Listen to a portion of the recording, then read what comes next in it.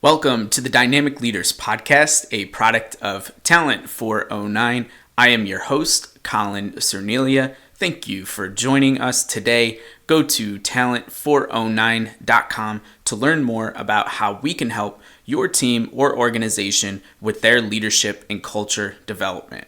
This podcast is available on Spotify, YouTube, Stitcher, iHeartRadio, Google Play, Radio.com, iTunes, and Apple Podcasts.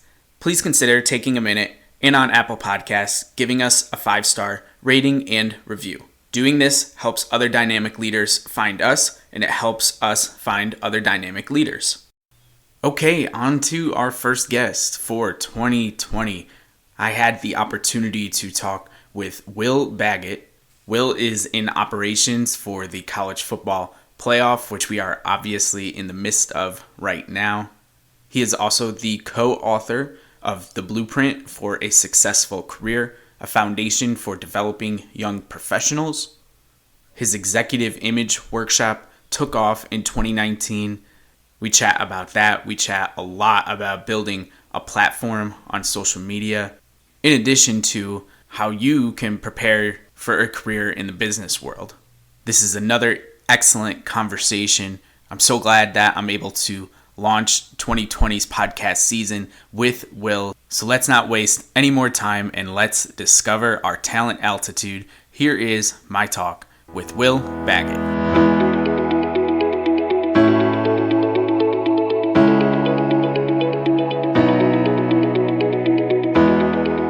Okay, everyone, welcome back to the Dynamic Leaders Podcast. Today on the line, I have Will Baggett with me. Will, thank you so much for joining the show.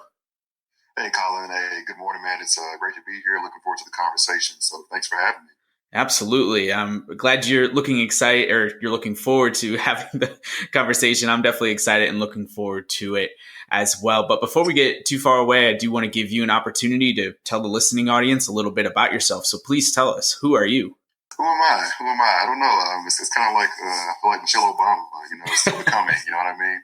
But my name is Will Baggett. I'm born and raised in Greater Mississippi. I'm actually home for the holidays now, so glad to be back home and hanging with family. But long story short, man, I'm a servant, man. I went to Ole Miss undergrad studies and then on Baylor University to get my master's degree in sport management. After that, I went to the Chick-fil-A Peach Bowl to get an internship experience in football and event operations, then IMG college licensing, and now at the College Football Playoff National Championship. So we're here in the thick of getting ready for the national championship game in January, so that's a lot of fun. But outside of that, I just think I have just the best job or roles ever, in that I lead a small organization called Emerging Executives, where we are known for our executive image workshop, where we teach young professionals how to look the part, act the part, and become the part based on our premise of the ABCs, which is appearance, behavior, communication skills, digital etiquette, and emotional intelligence. And I'm also the author of the Blueprint for a Successful Career. It was released in 2016. So it's just a happy marriage, man. I just think everything is just vertically aligned, and that I believe in creating experiences and helping people, and whether it's through college football, whether it's through presenting, through workshops, whether it's through providing information I've learned in my career, I think everything is, ties back to those core values of what I'm all about, and just the fun part. So I'm having a great time, man, and that's who I am, man. I'm a fun-loving servant. And just still becoming, still growing. That's an awesome background, obviously super diverse. And I love the fact that you say you're still growing, you're still becoming, right? Just like you said, Michelle Obama, like that's a really good way to connect it all. And I love when, especially people who are in leadership type positions, and you're giving workshops and speaking to other folks that are looking for inspiration, looking for guidance. And I think the number one thing for leaders to remember is that you're never done learning. You can always learn something new. And that is something that you should be able to verbalize and teach other people who are looking to lead, because you do see the leaders out there who, when they get to the top of their profession, they think they know it all and they don't need to learn the new trends. And this world changes so fast. So it's really great to hear you say that. We're going to spend a ton of time on the executive image workshop and on your book. So we're going to get to that in a little while. I definitely want to spend a good chunk of time talking about that. But first, you mentioned you're in the college football playoff, you're in operations for that company. And I'm curious. So we talked a little bit offline, so I don't want to ruin it, but you played sports growing up, but you stopped in high school stage of life. How did you end up wanting to work in sports? Because you are doing something that is super cool and super fun from an outside perspective. And one of the best things that I think this podcast can do for people who are interested in working in sports is introduce them to other opportunities outside of being an anchor for ESPN and SportsCenter. Yeah, yeah, absolutely, man. Yeah, so I'm what you call a high school has-been, as you mentioned, as you alluded to. I played basketball for a good amount of time coming up in recreation and also throughout high school, like you said. And the weird thing is I never once played any sort of organized football. I played a little flag. Sometimes we didn't have flags. We use socks. I mean, you just never know what you get out there with us. But I didn't watch my first college football game until I was a freshman in college. So I just didn't grow up in a football family. I just didn't. And so my first year in college, I went to, I think, the Mississippi State versus Auburn game. I actually went to Mississippi State my freshman year before transferring to Ole Miss.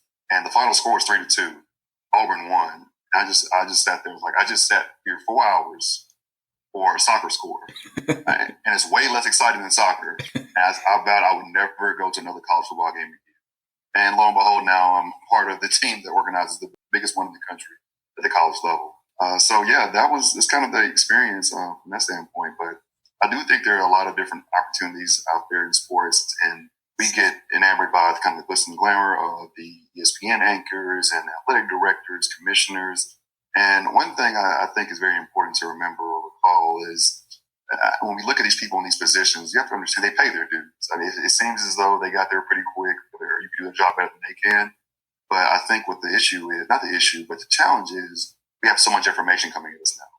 We know what everyone's doing. We know what everyone's making. We know what everyone's putting into place, all their campaigns and policies and different initiatives and things. And it's just so much information coming at us so fast that it puts us in a rush, right?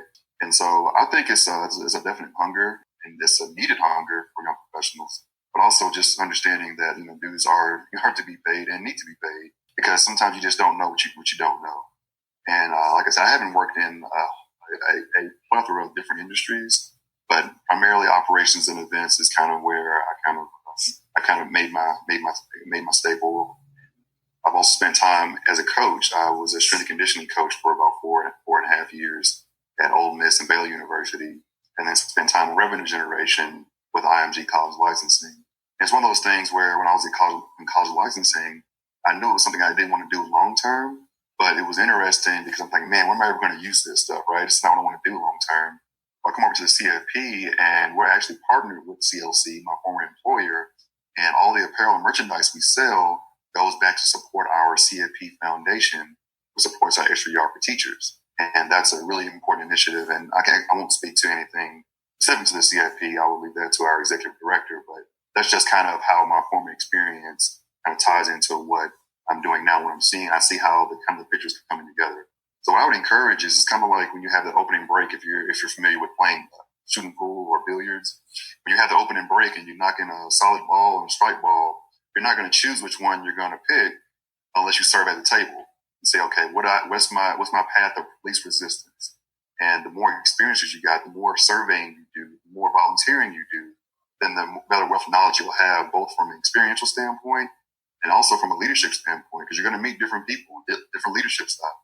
Some people are going to make you feel like, man, I want to be like this person, how they made me feel.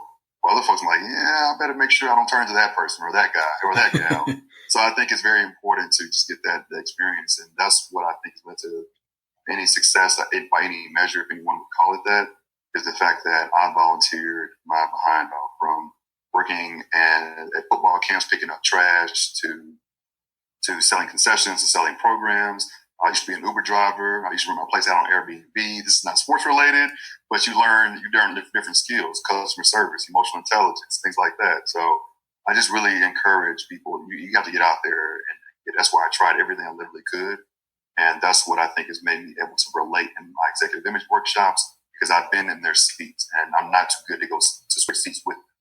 Absolutely. I love that. And I love how you have the humility to be able to talk about being an Uber driver and doing all these different odds and ends jobs, picking up trash, things that a lot of us, and I don't know if it's a generational thing or if it's just a human thing in general, but a lot of us just don't see ourselves doing that type of work. Like we just see it as below what we're brought here on earth to do. But you can certainly learn a lot from getting in the weeds like that and getting in the trenches and doing that type of quote unquote dirty work, if you will.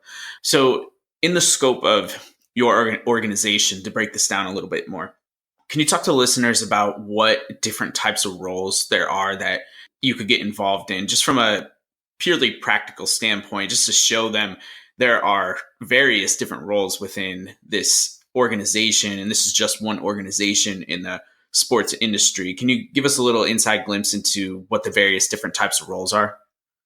Yes, absolutely. So I'll kind of look at it from where I sit. We have a number of different vendors we work with, even in my roles. I already mentioned kind of the agency experience you could have with IMG.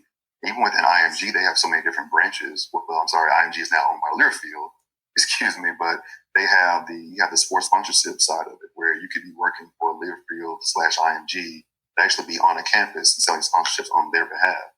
You can obviously be in events and operations, and those opportunities are dime a dozen anywhere you go. There's also opportunities on the legal side and compliance side, and obviously athletic departments have a number of different roles, whether it's marketing, compliance, student athlete development, business development, or business office rather, fundraising.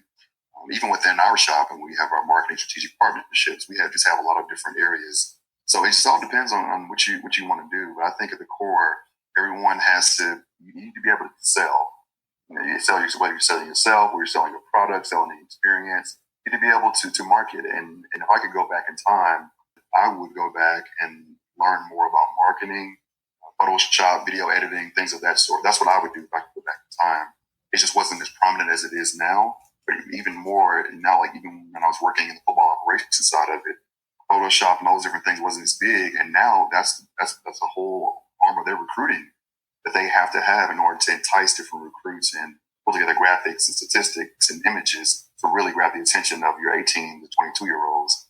So it's just so many different ways. I don't have a list here in front of me, but it's just there's so many. And you work with sports commissions. You can work with, for instance, we work with host committees when we go to different cities.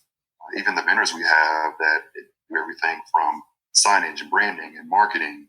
There's just so many different ways, but ultimately it comes down, I think, to about these 6 or 7 different buckets, and then it just branches out and it just spouts out from there into thousands of different opportunities. So, I'm sorry if I can't go into every single role. Sure. There's just so many, but I just think that's where the opportunity to volunteer comes into play.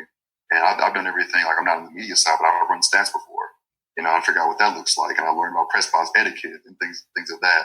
And also the ability to write. I'm a writer by trade. That just happens to present.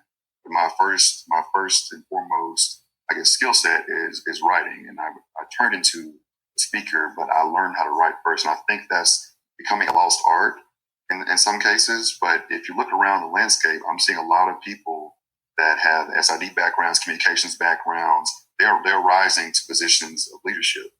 Even our executive director, Bill Hancock, is a former SID. So that just goes to show you that the ability to write, no matter what level work organization you're in, the ability to communicate is always going to be paramount.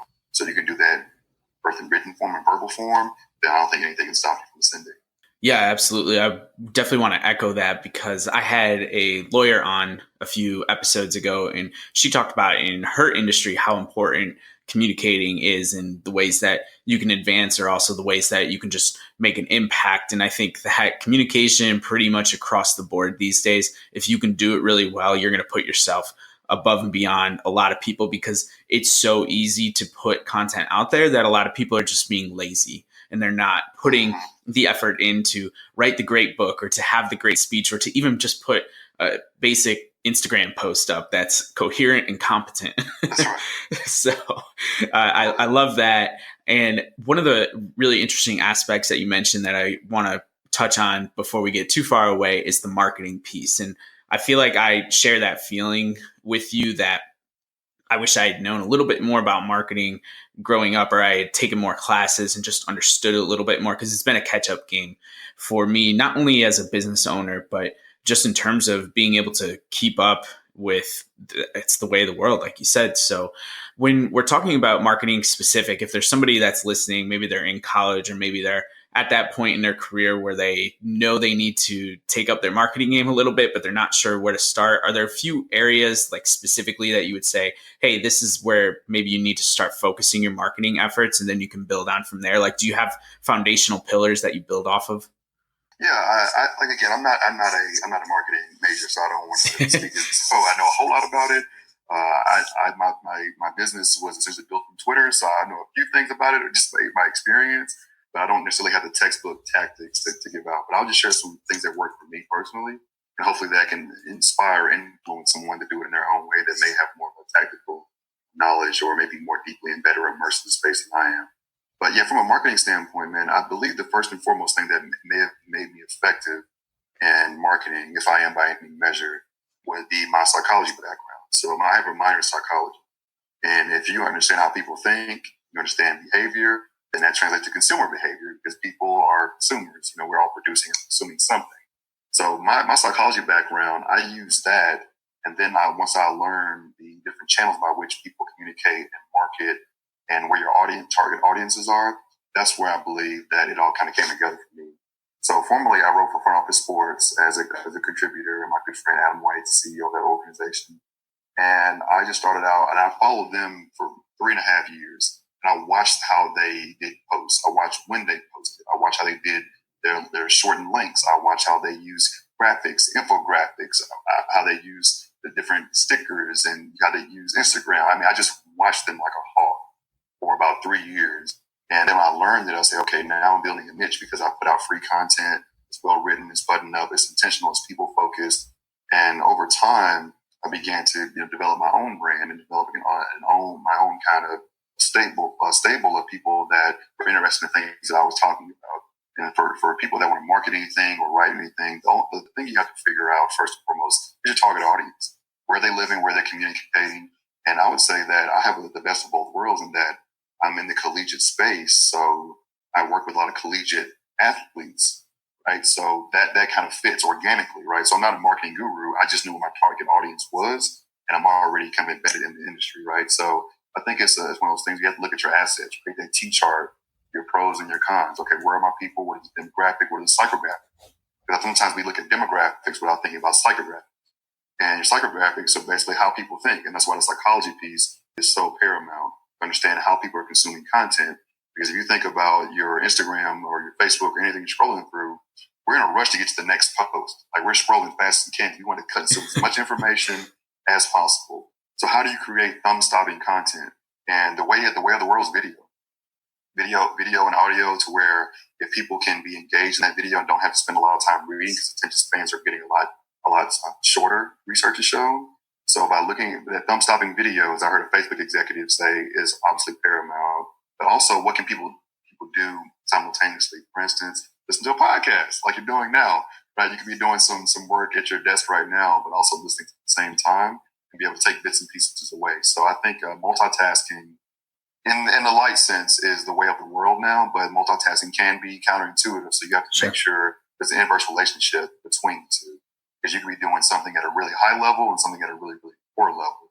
So I think multitasking has to be taken with a grain of salt, and making sure that you're not bumping heads on the two things or 2 or 3 things you're doing at one time. So that's what I would say. I know it's probably kind of a lot in there. But I think just understand where your people are, understand how they think, how they behave, what they want, and be considerate of their time is what's going to make you an effective marketer, no matter what you're doing. Yeah, absolutely. And the 3 things that I picked up on that I just want to highlight to wrap up this conversation is the emotional intelligence piece, understanding that the people you are connecting with are also other people. So you need to be able to relate to them, your market audience. So being able to narrow that down, it may seem a little bit scary, especially if you're starting your own business and you want to try and help as many people as possible. But if you narrow things down, experience myself, it'll be 100 times easier for you to be able to impact the people that you want to. And then the video aspect of the marketing piece that you just walked us through and how important that is. And I think that's something that even I could personally learn a little bit from and do a little bit better. So I love that. And I'm going to move this conversation And I apologize in advance if it seems like I'm drilling you on a couple topics, but I just really want to pick your brain because I do think that you are an expert in a number of different categories that I have written down here that I want to understand your thought process to help other people, because I think these are questions that many people have. So we'll go through them pretty strategically here. The first thing I want to talk about, so I want to stick with platform building, if you will. And you talked about Twitter being your choice of vehicle. And there are so many different ones out there. I'm not going to name them all right now, but can you tell us first why you chose Twitter? And second, just maybe those first one or two steps towards actually building that platform where you get engagement and you become the topic expert. Sure. So one thing I talk about in our executive image workshops is the acronym LIFTS. And it simply stands for LinkedIn, Instagram, Facebook, Twitter, and Snapchat. And in this day and age, you could probably put a slash with that T and add TikTok to Twitter as well. Sure. Because it's coming, the onslaught is amazing. But what I would say from that standpoint is I chose Twitter because for me, it had a lot more functionality and it was more conversational. If you think about the way Instagram and Facebook is now like archaic to a lot of people in this generation that we're working with now. So I'll kind of push that out there. But Twitter to me is more conversational, and they've done a lot of upgrades in the past few months, even past few years, to make it where you can be more conversational. You can respond with GIFs now and things of that sort. Sure. But for me, you're able to obviously share articles, embed content, videos, and obviously they extended the characters from 140 to 280. And so they've just made it so much more conversational, and it's up to the minute too as well. Whereas on Instagram, if you put a link in a caption, you see what happens? Absolutely nothing, right? So it's more, there's more steps. It's if you put a link in the caption, like I said on Instagram, go to the link in my bio. Then you have to click out of that, get out of the timeline, go to your bio, click on your link tree, go through that, and next thing you know, you're 6 steps down the road. And they're like, well, okay, where's all my timeline? Because now I got to go back and I lost everything, right? Right. Because people want to get to that timeline as quick as they can. So with Twitter, and again, some of these same things could happen. And I think a lot of people don't realize that Twitter and Instagram don't talk to one another. So when they'll put a post up on Instagram and they'll try to link it to their Twitter, well, it's going to show up weird, and the image is not going to show up on Twitter because obviously Facebook owns Twitter and they just don't talk to one another. Right. So I think it's also understanding the ownership, the structure of the platforms as well when you're doing content, and understanding that different mediums call for different usages, right? So on Instagram, I could give the same kind of content, but because I was a writer, I would have to get people through those 5 or 6 steps on Instagram in order to read my content. People really weren't on Facebook as much. And when you think about live tweeting when it comes to sports events, that's where people are. They're live tweeting about it because it's up to the moment. And live sports is the only thing that people are still watching live. I mean, it sounds like a double entendre, but it's the only thing people are still watching live. Yeah. Everything else is on Disney Plus and Hulu and what have you. So that's where I was able to get the most traction and the most engagement. And I always respond to every single tweet. So no matter where you are, you have to respond. You have to be engaged. And it's because I genuinely care. It's for me, marketing has never been a ploy for me. I'm just doing what I love to do. And it just happened to work out. And so that's where I think I'm most effective, because I truly, truly care. And I love the subject matter of professionalism, executive image, helping other people. I mean, those are my core values. So being able to do that and also talk about sports in that same context and help people get it where they want to be in their careers, it's just a labor of love for me, because when I came out of college, I didn't know anything. Like, I didn't own a suit. I didn't even own a button-down shirt when I graduated from undergrad. But it was just getting through great mentorship and then immersing myself in other people's spaces. I didn't know anything about Twitter. I hadn't written anything in 7 years, but I knew some inherent talents I had, and I had people that challenged me to do it. So again, Twitter is my primary vehicle, but I would post the same content on Twitter in different areas. I'll just change the messaging, because the reception is going to be different, the interpretation is going to be different, and the audience is going to be different. Like my aunts are on Facebook. They're not following me on Twitter. Right. You have to just change up a little bit. And I think that's where, when it comes to making your content calendar, and marketers do a great job of this, it's understanding how they're going to take that lifts model. Okay, this is going on LinkedIn. This is going to go on Facebook. This is going on Instagram, Facebook, Twitter, Snapchat. There's different ways to say the same exact thing. Mm-hmm. And I think for someone that's looking to gain traction pretty quickly, maybe not so much in my space, because my space is very buttoned up with the professionalism piece. The TikTok algorithms are made for you to go viral. So if you're seeking to go viral in some space, I think TikTok is the next frontier, and it's coming on very, very, very quickly. So when you are putting together a post for whatever reason, is it pretty general across the board that you're going to take that approach that you talked about where you post it one way on Twitter and then you post it another way on Facebook? Do you do that with all of your posts, or do you do that with just select ones here and there? Or sometimes you just post on Twitter and not post on some of the other social media mediums? Absolutely, absolutely. In some cases, so I started the Texas Regional Sports Summit this past summer, so I'm the founder of that organization, and I had an outstanding team, and I'll forget some of them, but I have to shout them out. Cameron Benton, Reggie Jennings, Rio Walker, Catherine Buckley, and Victor Rivercard. So we put together this Texas Regional Sports Summit, and we were really good about our communication mediums and understanding, okay, where did we want to be? And so we would put different content in different areas. So most of my stuff is done organically, kind of up to the moment, but we do in some cases use our content calendars, and we'll use different platforms to post. So I think in most times I'll post something maybe on Twitter, and I may even wait a few days to post it on a different platform, or Facebook or LinkedIn, because you can get an onslaught of engagement from different areas if you post it all at the same time. Good point. That's just personal preference. Some people may go all at the same time. I don't really have a rhyme or reason to it, but I also I love to make sure the message is tailor made for that audience. And because on LinkedIn and my space I operate in, that's a really good space for me. But the language and the audience is just a little bit different. So I do try to make it personal with every post. Sometimes I don't schedule tweets personally. I know a lot of people do, especially on the marketing side, because what I do is very personal, and I'm the face of it. I'm the touch point of it. I'm the beginning and end of it. I don't schedule my posts, and that way I can really make sure that I'm engaged. And I was like, wait, I don't remember tweeting that out, So again, and maybe that's a little bit beneficial on my part, but that just comes from the organic engagement piece that I like to follow personally. Yeah, awesome. I love that. Hey everyone, Christine here to talk about a sponsor of this show, my own business, Sweat with Stodds. Head over to sweatwithstodds.com to get the workout that suits your needs, whether you work out at home, in the gym, or you're brand new to fitness. There's something for everyone.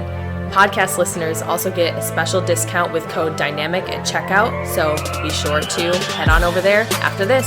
Thanks, and back to the show.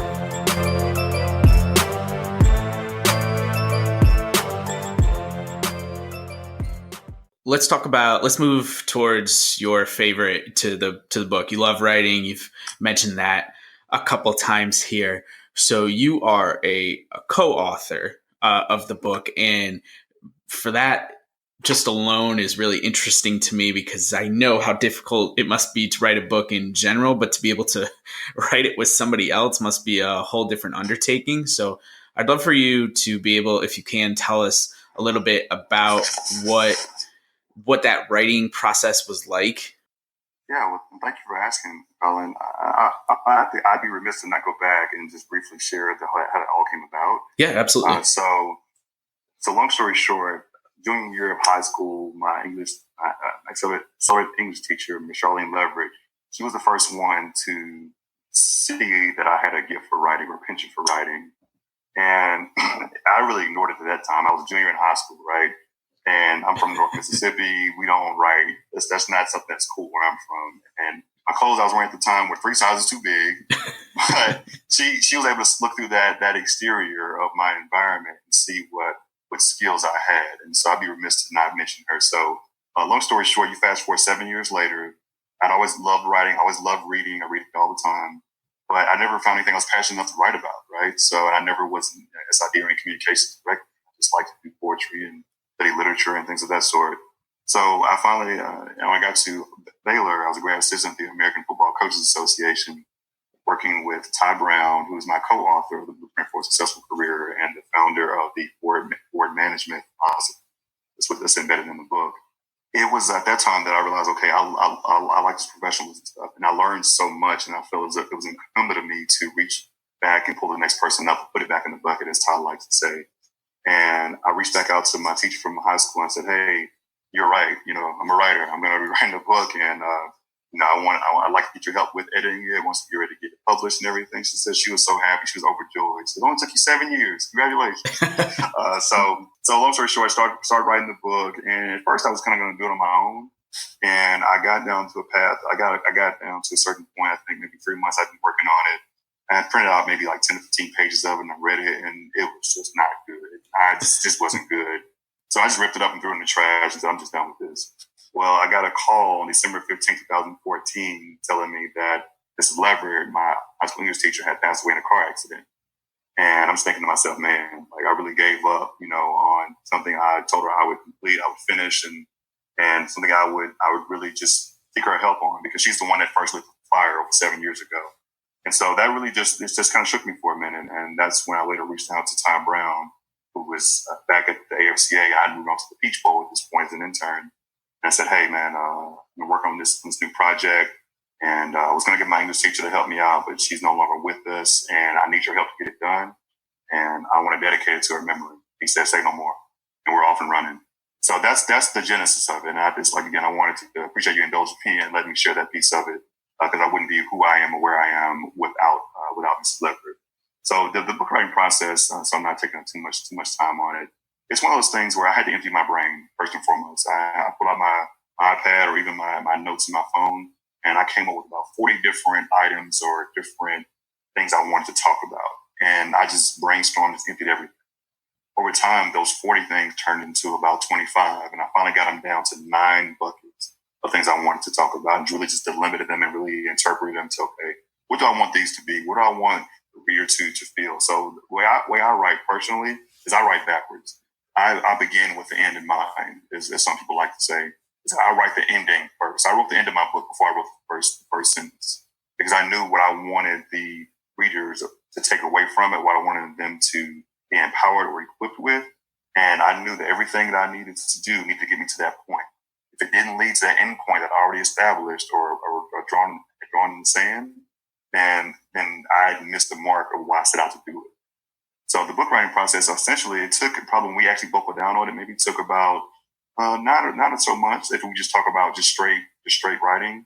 But there were times where I just didn't feel like writing. There's some days I wake up, I'd write 6, 7, 8 pages. Some days I wouldn't touch it for 2 or 3 days. I mean, it's just some wasting time, because I think sometimes, and even in our careers, we get in a rush, right? And I was thinking, I got to get this book out. I'm like, who's waiting on it? Like, nobody. You know what I mean? I didn't really have a platform or anything at that point, but I read it over probably at least 50 times to make sure there were no typos or extra spaces. I'm a perfectionist in it. But again, I knew that, putting this out, this would be a product that would hopefully reach a lot of people.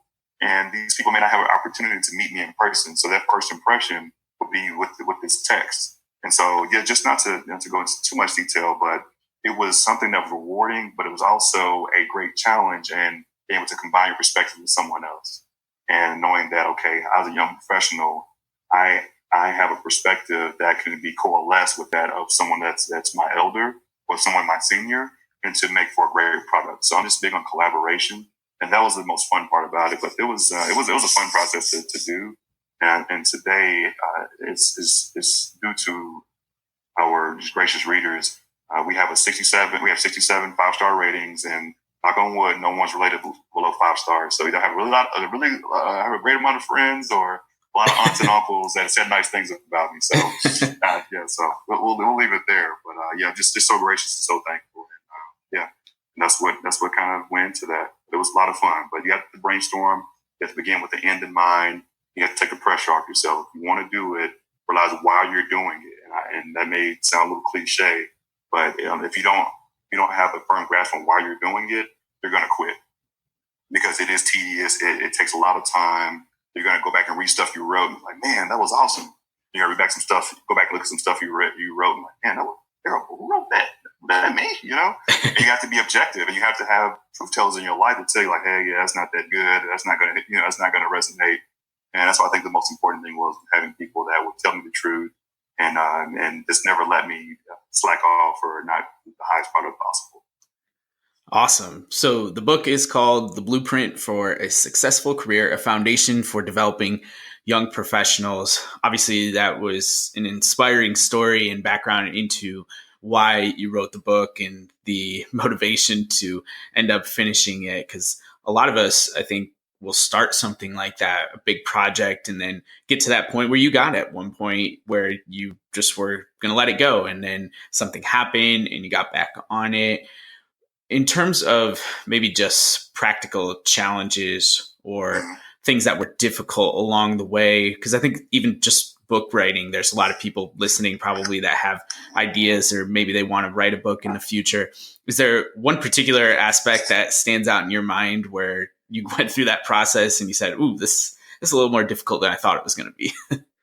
Yeah, I would say so. Ty was instrumental because Ty was super sharp, and he helped from a structuring standpoint and an editing standpoint.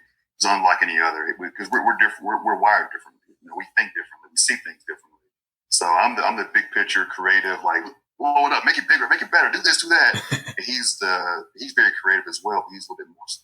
He's more experienced, and he's more methodical. And say, hey, let's try it this way. Let's look at this way. He thought about moving that up and moving this down. I'm like, no, blow it up, but he would slow me down and get me to where it needed to be. And I'm so thankful for his contribution to it. So I would say that at that point in time, and this is just probably just ignorance, to be frank with you, I didn't have a grasp on technology. So we spent a lot of time sending Word documents back and forth, whereas we should have been using a Google Doc. Sure. Right. But again, you're talking about this was years ago. You know what I mean? This was essentially 4 or 5 years ago. And I know it was around, but it's one of those things where you don't know what you don't know. Right. And someone would tell me, oh, you didn't use a Google Doc, you sent Word docs back and forth. That's ridiculous, right? I agree it's ridiculous, but I didn't know. You know what I mean? And so those were unforeseen challenges in terms of, and that's why I think I was so fortunate to really get behind Front Office Sports in their infancy and see how they went about doing things. And because when I couldn't afford to have a website, I used Adobe Spark Page. That's a free service. Put that up. I'm like, hey, it's me speaking. Here's my deal. You know what I mean? And so I think when you have less resources and when you're starting out, you have to get very, very creative. And that was probably the most fun part for me. But just as far as challenges, I think just a lot of editing, a lot of patience, and being able to humble yourself, because you may think you made the best excerpt or paragraph or chapter ever, and then your counterpart reads it, or the person that's editing it reads it. It's like, yeah, no, we need to strike that whole thing. Yeah. And so I think it takes a great deal of humility. But again, if you remember why you're doing it and what the intended purpose is, then you won't take things personally. You won't take offense to it, because at the end of the day, we all have different ways we see things. And I teach perspective. I spend 20 minutes, no less, on perspective when I talk about executive image, because at the end of the day, he may see something differently, or she may see something different than I do, and we may agree to disagree on some items. But if you look at it like from a Venn diagram standpoint, in that middle ground, there's a shared meaning, and that we both want to be our best. We both want to have a positive impact. We both want to put out a high quality product because our names are both on this product. And I think when you keep that in mind, I think that's what takes away kind of the personal piece of it. And that's the way I'm wired now. It's never personal, always professional, and always looking at, okay, what's the shared meaning? We want to do well by people. We want to produce a high quality product. We want to put on a great game. So let me choose to see how you see this. And that's a choice you have to make. So I think that's the biggest growth piece that I had in that process. Otherwise, it was just a matter of getting it done and being committed. And because I think Denzel Washington said it, without commitment, you'll never start. Without consistency, you'll never finish. That's one of the biggest keys, big takeaways I had. It's all mindset, man. It's man. I think people like, oh, I write a book, and they just think it's some big grandiose project. Like, no, just look at all your text messages you already written a book. You know what I mean? It just has to be focused. It has to be focused. You have to do your research, and the publishing process was easy due to Ty's relationships.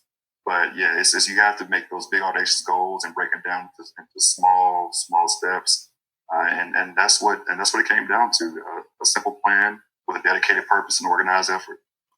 Awesome. I have a couple more platform related questions. So you mentioned, and I had also seen this because I took a peek before the recording today, that you have 67 reviews on Amazon, and all 67 of them are 5-star reviews. And I was even reading through a few of them and just glowing reviews of the book. What do you think attributes to that? Like, where do you think, is it family members? Is it actual people that you don't know? Like, how do you build a platform that you can get 67? Because I'm just going to be frank. I look at a lot of book reviews from whether they're traditionally published authors or self-published authors, and maybe there's like 3 or 4 reviews, or there's a dozen, but they're not all 5-star. But for you to have 67, your first 67, knock on wood, hopefully going to keep going up from there, all 5-star reviews, like there's something to be said about the platform that you've been able to build. So how did you get those people maybe that you engage with on Twitter, for example? How do you get them over to a place like Amazon to buy your book and to write? Because a lot of them are verified purchases too, which is another thing. So can you talk to us a little bit about that process? Yeah, see, you just did my job for me, so I don't have to like do all the qualifying and everything. But they're real people, not bots or aunts and uncles that I've paid. Yeah, man. I think the biggest thing was the authenticity piece. If anyone knows anything about me, is that I am very authentic and very intentional. So when you deposit into other people, when you deposit into their lives, their careers, when you seek to help people without any reciprocation, then you make those deposits. When you ask for something, it's pretty easy for people to come over and do things, for you.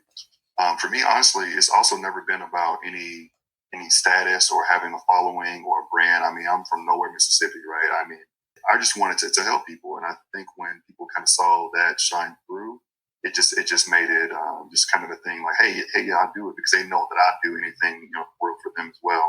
But I think it's one of those things where, like, I probably don't do the greatest from a marketing standpoint because all my stuff is very organic. I don't have a fancy website or a bunch of fancy marketing materials, and that could be a miss on my part. And I'm I'm man enough to admit that. But I think what has kept it very grounded is the fact that, hey, I'm still here, still approachable. You can call me, text me, tweet me. I'm always going to respond. And that's one thing I could say. And even from the standpoint of getting away from the digital piece of it, but I probably have no less than 200 handwritten thank you notes in my desk drawer right now, and I can stand here and tell you to your face, or these airwaves rather, that I've responded to all 200 of them in writing. And I think when you take the time to do that, and the things that people don't want to do, that goes back to how I was trained. And so it's just an ask, man. I know I'm not giving anything that's like, hey, yeah, do this and do that. But it just comes down to, are you really about the people? Are you really about developing others? Are you really about something that's bigger than you? And people can tell, and people can spot fakes. I mean, content is everywhere now, and everyone's trying to sell something. Everybody's trying to build something. And people are very aware, very skeptical of people now. I mean, it used to be, and there's this thing called confirmation bias as well. Basically, when you see someone on screen or online or what have you, you're going to form an impression about them just by the nature of what you see without having connected with them in person. So I'm very intentional about, okay, what do people see from me when they first, they see some kind of, big, grandiose guy, which I'm 5'7", so I can't be that big, right? But somebody that's unapproachable. They see someone that's grounded, kind of respond to you, that's going to spend time with you. I'll get on the phone with you, whatever you want to do. I'll come talk to you in person. I'll meet you for lunch. And that's what I think has gotten people to be willing to do that, because when I say this, I'll say this, and I'll kind of close with this part of it. So you think about a platform, right? Let's say a platform is elevated, but you can't have a platform without pillars or support. And the people that you work with, work for, that you serve, those are the people that uphold that platform and keep it stable, keep it level.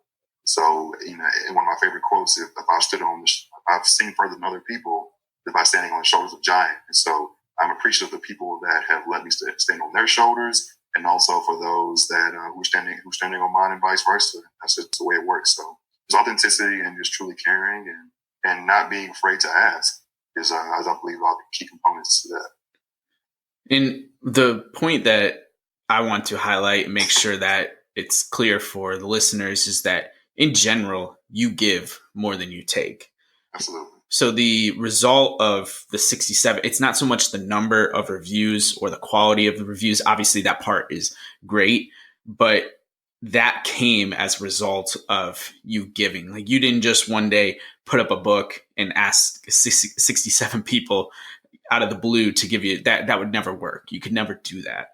So over the course of your career and just over the course of your life too, you have been the type of person you mentioned, just very in tune with other humans. You understand that we all have the same desires and wants in life. We all want to be treated pretty similarly to one another. And that, I think, has allowed you to be able to build your platform just as much as anything else, whether it's the marketing piece or anything technical. It's just the emotional intelligence piece is really what's allowed you to shine through, is what I'm picking up on. I hope so, man. It's that's my father always told me that my grandmother was rich growing up, and I never understood that. I'd go to her home, and my grandmother didn't even have a car. It was like, hey, how's she rich? You didn't have much. Again, I'm a kid at this point. And then my dad explained it to me when I came of age. He said, "Have you ever seen your grandmother want for anything? Have you ever seen her go without?" I said, "No." He said, "That's because she's rich in relationships. You remember the people from the church that would come by and bring her women's products and bring her food and groceries without her ever having to ask or leave her living room?" Yeah, I remember that. Said your grandmother was rich. That's how I was raised. So like I said, I'm a country boy, Mississippi, but I've learned how to translate that into this kind of professional side of it while not compromising where I come from or my roots. And that's just what I really want to put out there. I spend so much time in executive image talking about how it's who you are within that's going to reflect, the professional that you're going to ultimately become. If you're not right within on the inside, it's going to come out at some point. May not be immediate, but it's going to come out. People are going to see through that. So that's what I can't be a hypocrite, because I can't talk about executive image and I'm acting or doing a certain thing over here. It's not something I do for an hour or so. It's something I exude on a daily basis. So I have to match the product and match the brand in order for people to take interest in. Yeah, absolutely. So I'm not going to ask you about the platform building for your speaking business, but I know that it's associated obviously with everything that we talked about and offline before we had talked. And I think you said back in 2017-ish, you had 2 speaking engagements in this past year. You're up to about 35 or so, which is an awesome jump and something really to just, again, take away from this whole platform portion of the conversation. But what I'd like to learn a little bit more is if you could give us a scope into how you run those workshops in relation to the book, because I know there definitely is some correlation. But if you were trying to pitch me, I guess, on taking the course, like what you would tell prospective someone who's interested in it. Absolutely. So yeah, there's definite overlap, but they are mutually independent of one another. So one doesn't depend; they can build off one another, but you don't necessarily have to have them. But yeah, with the executive image, just kind of reiterating, we're about the ABCs: your appearance, behavior, communication skills, digital etiquette, and emotional intelligence. And that's what we follow throughout. So we're going to start off talking about we're going to start off with that 1 through that 7 to 7 seconds. The first 7 seconds is how you form a first impression with someone. It's 4 to 7 seconds is what research says, but that's going to be the time where you have to put your best foot forward. And you have to understand that we all see life through a different lens. So they're going to have a perception of you, and you have a perception of yourself. How do you get those things up level? How do you get them to equal up? So we're going to spend a lot of time on perspective and perception, also going into the colors that you wear. So you think about your whites and your blues. Like blues build trust. Oranges are more kind of call to actions. Like I can't do executive image in a red suit. I'm like a game show host. You know what I mean?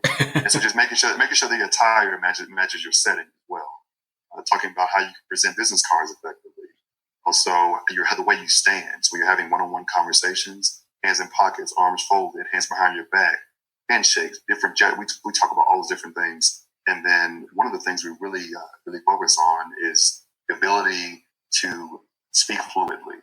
So we all use words at some point in time. Your eyes, we all do it, and I do it as well. I'm not a robot, right? But when the lights are on, when speaking in front of an audience, I've trained myself to eradicate them, right? It's kind of the way you practice is the way that you'll play.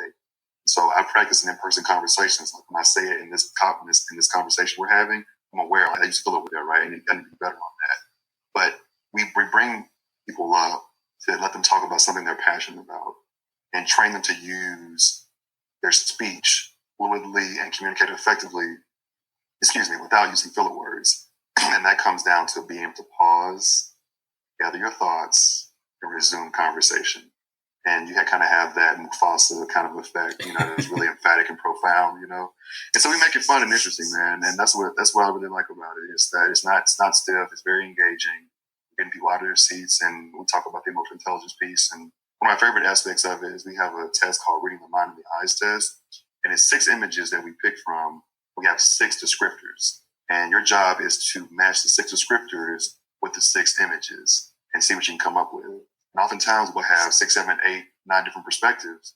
And and there is a set of right answers. I say right answers in quotation marks, but it's very subjective. And so that lets you know that even within the room you're sitting in, it could be a room of 10, 15, it could be a room of 150, like I've had it in the past. But understanding that people say things differently from you, it doesn't mean that they're wrong. It just means they have a different perspective. So that whole piece of seeking first to understand, then be understood. And I think that applies to everything. It's personal, it's professional. And the last thing we close out with is we talk about meeting room etiquette. One of my favorite graphics is why am I talking? It's the weight graph. Why am I talking? And we go through a series of different steps and say, okay, I have an on-topic contribution. Has this contribution been made already? Yeah, then why am I talking? Right? You just have to go through those certain steps and understand that when you speak, you have to have something of substance to say. We all know people that speak just for the sake of liking to hear themselves talk. So when you have something to say, have something to say, so to speak. And we close out with the case study of the 1960 presidential debate between JFK and Richard Nixon, in which we just look at 5 images. And I asked the audience to say, who reflected the executive image? No content, no words, no audio, no video, stills, just straight stills. And overwhelmingly, it's always 5-0 JFK over Richard Nixon based on the aspects we discussed and unpacked. And the interesting thing is people that watched it on TV said JFK won that debate, while some people that listened on the radio said Richard Nixon won that debate. But JFK went on to obviously win the presidency based on him reflecting the executive image of commander-in-chief. So you see this going all the way back to the 60s where we didn't have the Twitters and the TikToks of the world, but the perception piece has remained unchanged. It's just the apparatus by which we consume and make our judgments or have our notions about how people are and how they interact and how they come across in authenticity. The apparatus has changed, but the human mind has not changed, only what you put into it and how you consume it. Yeah, I love that story with JFK. If you haven't noticed, right behind me here is JFK hanging out with us. So definitely, for the people that can't see, obviously you're listening to this, I have a JFK fat head behind me. He's always in here in the conversations with my guests for the podcast, but very familiar with that story. And I think that really illustrates, pun intended, I guess, that you need to, the appearance of yourself is just as important as the content and the things that you say. And that's one of the best examples that I could think of. And I think that's awesome that you use it in your workshops. Well, if there is people that want to learn more information about these, learn more about your book or find your book, do you mind me putting that information in the show notes? And is there, in addition to that, a way that if they want to get in touch with you, some way that's easiest for them to reach out? Yeah, absolutely. Yeah, I'm the easiest person to find in the world. Like, if you can't find me, you're not trying. I respond to anything you can think of. But yeah, so I'm on Twitter and Instagram at W_bags, BAGGS. I'm on Facebook. I'm on LinkedIn as Will Baggett. My website is www.execimage.execimage.org. And my email address is will@execimage.org. So yeah, if you just type in my name, be able to find me. We can have a conversation. We can meet up, and you name it. I just love connecting with new people, and I love expanding my horizons. I want to learn how you see things. I want to know what you know, and how you got to where you are. What's your grit? What's your story? What drove us to where we are? And that's what one graphic I'm probably most proud of in our workshops is the career mosaic. And that's where I kind of mentioned earlier, I was an Uber driver. I was an Airbnb host, and I wasn't doing it for fun. I was doing it because I was trying to make ends meet. I've donated plasma, in order to make ends meet. I've pawned personal possessions. I've done it all. And that's where I think I'm able to relate to anyone, no matter where you're coming from, because I've been there and I've lived it. And I want to be able to empower and equip people with the tools and resources, and even just the verbal tools, just the encouragement piece, just to help people to keep going. If you have a dream, you have an aspiration, just keep going. I mean, I'm sitting in the very living room that I built Executive Image from 3 years ago, and this was at a time in Christmas 2016 where my parents weren't doing very well. My dad works in construction and things were pretty slow. My mom's not able to work anymore, and I got off the couch, I went to that computer, And I can go to this computer right now. The original executive image presentation is on there in black and white. No graphics, no pictures, no nothing. And I could, just seeing that and just seeing where it's come to, and the people that have just believed in me along the way, I can tell you it's possible. But again, if without commitment, it will never start. Without consistency, it will never finish. And I say that lightly because I'm definitely still becoming, not finished at all. I haven't even gotten started yet. And so I'm just excited to just see what other people are going to create and how we can collaborate, and how we can all collectively get to the next level. That's awesome. Great journey. And I've enjoyed this conversation so much. Before I let you go, I do have one last question. So the show is called Dynamic Leaders, and obviously you are a dynamic leader. We've talked about a number of different qualities that make you such throughout the course of our conversation today. But I like to give my guests an opportunity to shout out someone in their life that has helped shape them in one way or another, stood out with their leadership capacities. Is there somebody that you want to give a shout out to today? Absolutely. I mentioned Ty, my co-author, so I'll share the love. I'll pass it around a little bit, and I'll mention Dr. Jamil Northcutt, who is currently the Vice President of Player Engagement at Major League Soccer. And the reason he's a dynamic leader is because he embodies the personal, professional, spiritual, emotional, and relational part of wellness. Anytime I have a question, whether it's in my professional life, whether it's about things that are happening in my family, or anything that's spiritually based, he always has something that's sound, and I'm a Christian babe, and so he has something that's always grounded in that to get me out of a slump, or out of a place where I probably don't need to be, or where I'm occupying.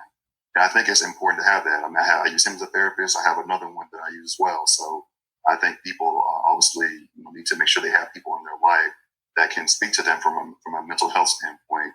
Because then sometimes I'll just call and check in. It may not be anything wrong, but hey, want to check in, make sure I'm good. And just be able to share, be able to vent. And that without those types of people, specifically Dr. Jamil Northcutt, I kid you not, I would not be sitting here speaking with you. He's had a hand in every career stop that I've made thus far, by simply sending a text message, making a phone call, sending an email.